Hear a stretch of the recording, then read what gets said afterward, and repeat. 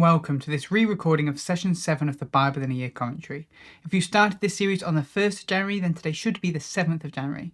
Today we'll be looking at Genesis 22 to 25 and Psalm 7. But just quickly, this is the last of the re-recorded sessions.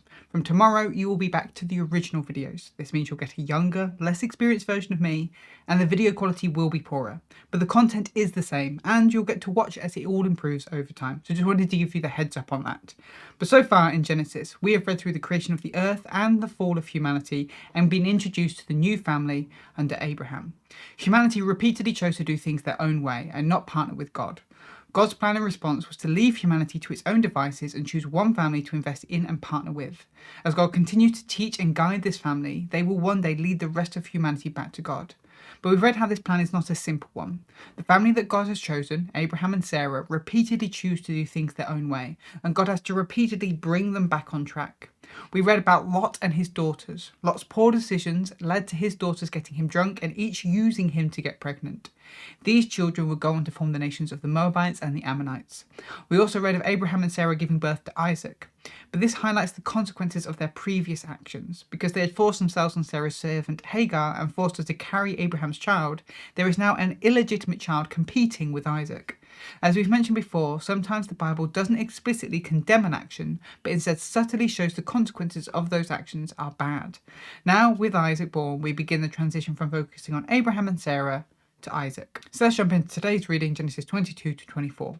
With Isaac born, there's now one last thing needed from Abraham. God decides to test him to make sure that he is definitely the kind of man and the kind of family that he wants to lead the world back to him. So in a turn of surprise, God asks Abraham to sacrifice and kill his only remaining son, Isaac. This may seem completely out of character to us, but unfortunately it was fairly common at the time that people would sacrifice their children to their gods. For Abraham, this is a big test. Ishmael has been sent away and Isaac is his last son. If he kills Isaac, his family dies out with him. There's no one to carry on the family name, and this was a big fear of people at the time. The idea of life after death wasn't really clear during this period, and so the way to continue after you died was through the lives of your children and grandchildren. But Abraham was ultimately committed to God. Despite his flaws, Abraham was obedient and loyal, and so he did what he was told. He was willing to go all the way, and it was only at the last minute that God stopped him and provided a ram to slaughter instead. Abraham had passed the test. His faith wasn't merely a believing thing, it was lived out through his actions and obedience to God. In return, God reaffirms his commitment to Abraham and provides a lamb that Abraham and Isaac could sacrifice together. This became a lesson to Abraham and all his future descendants that God provides for his people. This is the peak of Abraham's journey, and so in many ways our time following him is just about done.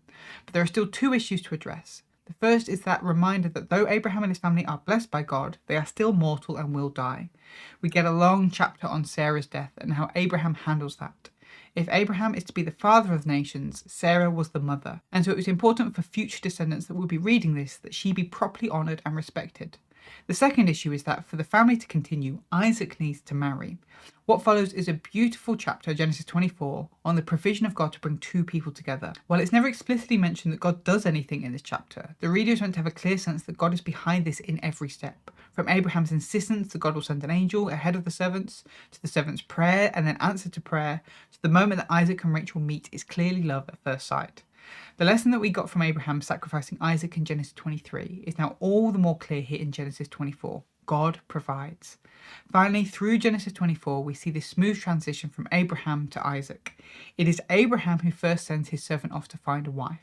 The servant sees Abraham as his master. Have a look at Genesis 24 verse 9. But by the end, Rebecca points to Isaac and asks who he is, and the servant replies, "He is my master." Genesis 24 verse 65. It is though Abraham has slowly stepped off stage and Isaac has stepped forward. Isaac is now the new head of the family and the main character of our story, even if it's very briefly. But that is Genesis 22 to 24. Now let's look at Psalm 7. This psalm fits into the category of lament psalm, specifically a prayer of someone who is innocent, who has been accused of something false. I hope by now you can see how many of the psalms are lament psalms. It is attributed to King David about a time he was wrestling with the accusations of a man named Cush from the tribe of Benjamin.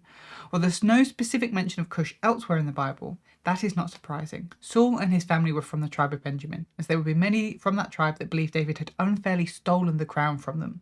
We see examples of this in 2 Samuel 16 verse 5 and 2 Samuel 20 verse 1. The structure of the psalm is a chiasm, where the passage mirrors itself. Here is a summary of the structure, but I would recommend checking out the written version of this commentary in the description to see the structure properly for yourself. We start with verses 1 to 2, the declaration of trust in God. Verses 3 to 7, let me be judged for my wickedness. Verse 8, God is my judge. And then for the first part of verse 9, let the wicked die. The second part of verse 9, let the righteous be saved. Then verses 10 to 11, God is my judge. And verses 12 to 16, let the unrepentant be judged for their wickedness. And then verse 17, a declaration of trust in God. And like some of the other lament psalms we've read so far, this psalm begins with a declaration of trust. From there, the psalmist repents of any wickedness in them. This is important. They don't want pride to blind them from any truth in these accusations. When praying to God about a struggle with someone else, it's always beneficial to first look at yourself and see how you might be contributing to the problem. Jesus raises this point in the Gospels. Have a look at Matthew 7 verse 3 and Luke 6 verse 41. The psalmist recognises God's authority to judge. If they are wicked or righteous, let God decide. Either way, let the wickedness come to an end. And then the psalm flips back round. Now that the psalmist has taken time to examine themselves, they bring their trust request to God. Establish the righteous. If after all this God finds the psalmist innocent, then may he save them. Just as God is a judge who punishes the wicked, he also protects the innocent. Thinking now of their enemies, the psalmist asks God to punish them if they are not repentant, like they have been. May they fall to the consequences of their own actions. And so the psalmist ends once more declaring their trust in God. He can be praised as both protector of the innocent and judge of the wicked. Thanks for joining us today. Take a moment to reflect on what you've read and share your thoughts or questions below. If you're watching in the future, then you can click here for the next session, or you can find the full playlist just down here. To receive these daily commentaries in your email inbox, subscribe via the link in the description below. Have a great day, and I'll see you tomorrow.